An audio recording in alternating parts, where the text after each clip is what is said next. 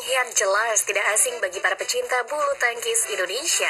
Sebagai pemain spesialis ganda putra, pria kelahiran Surakarta ini pernah menyumbang berbagai prestasi untuk Merah Putih selama masih bermain di akhir tahun 1990-an hingga pertengahan 2000-an.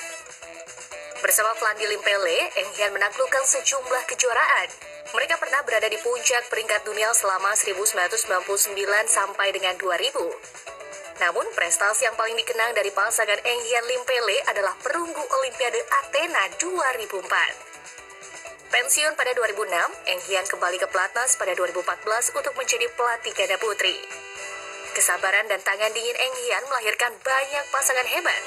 Namun, duet Grecia Poli Apriani Rahayulah yang bisa disebut karya terhebat Eng Hian. Betapa tidak, Grecia Apri mampu meraih emas Olimpiade Tokyo 2020 sekaligus memecahkan rekor sebagai ganda putri pertama dari Indonesia yang merengkuh emas Olimpiade. Di Upclose kali ini, Eng Hian akan memberikan tips suksesnya baik sebagai pemain, pelatih maupun kepala keluarga.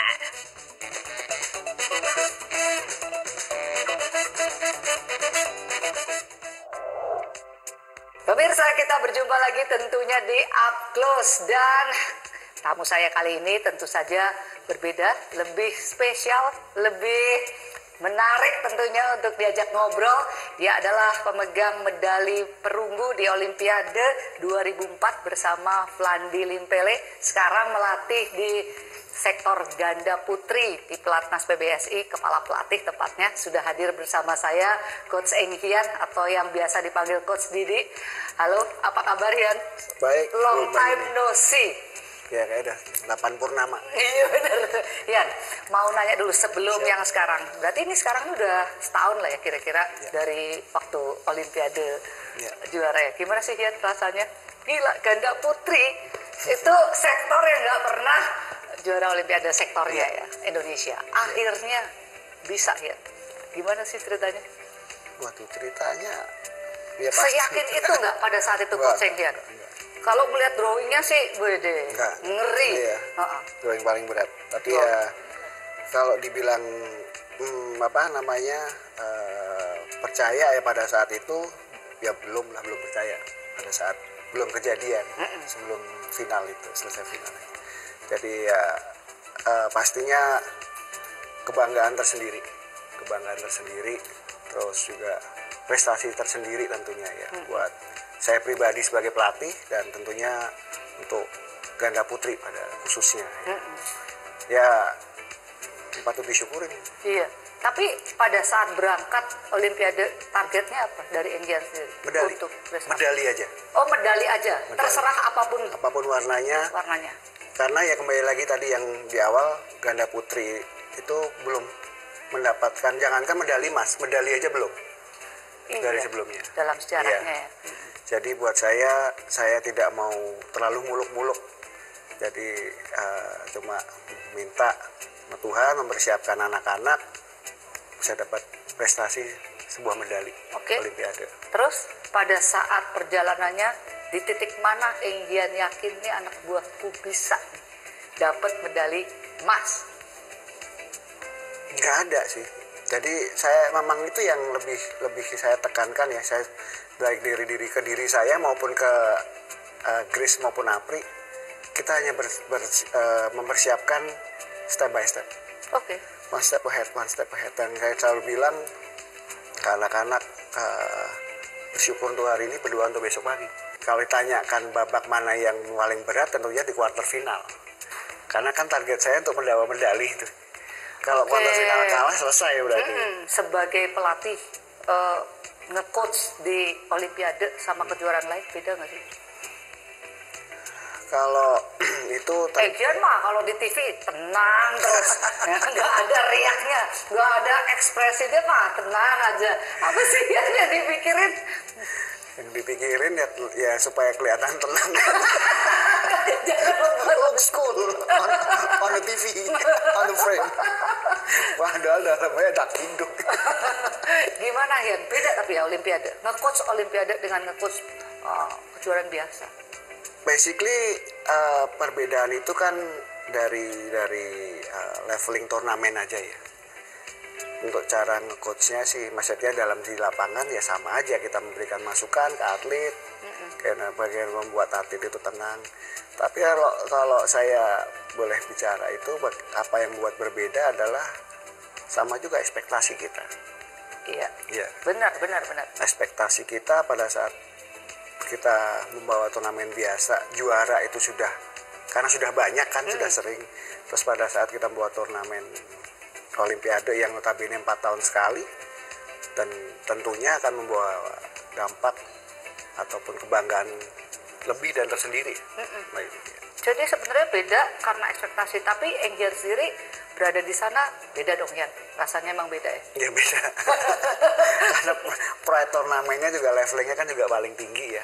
Jadi ya tentunya itu satu kebanggaan. Nah, itu maksudnya berbeda sih levelingnya dibanding turnamen BWF yang seri-seri BWF. Terus kalau bisa tenang terus tuh di lapangan sih aku nggak percaya karena pelatih lain pun biar ada kamera dia tetap aja berekspresi melepaskan ketegangan. Tapi kok Enggian ini cool aja. Saya bersyukur sih pakai masker. Jadi anak-anak tuh harus berasanya safe ya, berasa tenang juga gitu ya dengan ekspresi dari Enggian. Kalau anak buahnya main bagus, kalau anak buahnya main jelek gimana? Kesel nggak? Kesel, tapi kan nggak boleh tumpahkan di lapangan pada itu. Karena pada saat di lapangan sesuatu bisa terjadi. Oh, maksudnya bisa keadaan berbalik? Iya. Okay. Kalau kita anak buah lagi bermain tidak bagus, terus kita menunjukkan ekspresi kemarahan kita, mereka akan lebih down. Padahal penampilan atlet tidak bagus itu ada beberapa hal kan. Mereka ada memang sedang pressure menghadapi gimana gua nggak mau kalah, terus menghadapi tekanan yang maksudnya lawan polanya lagi bagus bagaimana. Kalau kita tambahin tekanan lagi, akan memperkecil peluang. Tapi sesusah itu ya, kok lagi susah di lapangan, sesusah itu nggak sih ngebaliknya itu? Susah, tidak segampang itu. Atlet ini kita lihat kalau dilihat di TV kan, atlet kok defense mati terus, kadang nggak gampang, gitu kan? Cuma nggak gampang kenapa posisi defense-nya mati terus? Posisi angin, lapangan, silau, ya kan? Lawan memang lebih lagi pada lagi lebih agresif. Kondisi anak-anak anak pemain kita yang harus diingat, kita main putri ya, menses, badan berat semua, penonton tahu. Bener. Belum faktor non teknis. Iya. Premenstruasi 2-3 hari sebelumnya badan berat semua, pinggang sakit semua, kasarnya begitu. Iya. Karena begitu. Banyak ya yang di belakangnya itu. Iya. Waduh. Berarti kalau mau pertandingan harus diperhitungkan faktor seperti itu. Kemudian emosi kalau untuk pemain putri seberapa penting dia? Saya harus tahu dulu sih, maksudnya jadwal mereka. Itu saya punya kan. Jadi kira-kiranya sudah menjelang ya kita cara berkomunikasi, terus cara program latihan itu yang harus saya sesuaikan. Oke. Ya. Gila detail banget ya. Harus. Kalau enggak tuh bukan jadi bagus kali ya. Maksudnya kan kalau enggak kita nggak tahu. Padahal tuh segitu gede pengaruhnya kali ya. Besar banget. Pada saat atlet menjelang mens, pasti badan nggak enak semua kan. Apalagi pas hari pertama. Bubar maut itu. Kalau hari pertama harus pertandingan, ya. Kita kembalikan. Makanya saya persiapan itu dari kita melakukan latihan itu ya pada saat ini pelatnas. Pada saat kalian pemain ini menstruasi, saya tidak serta-merta memberikan mereka off day. Coba dilawan sedikit.